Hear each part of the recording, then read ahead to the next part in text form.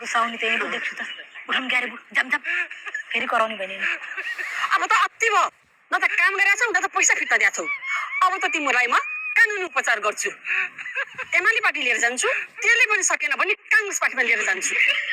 कानुनी उपचार त नेपालको अदालतले गर्ने होला नि बहिनी कहाँ राजनीतिक पार्टीले गर्छ त नि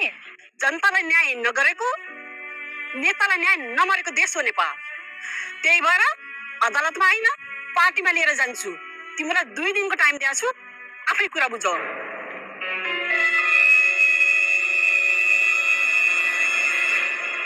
अदालत नगए त केही हुन्थेन तिमी त नेती नि हुन् पार्टीमा पो जान्छु भन्छन् त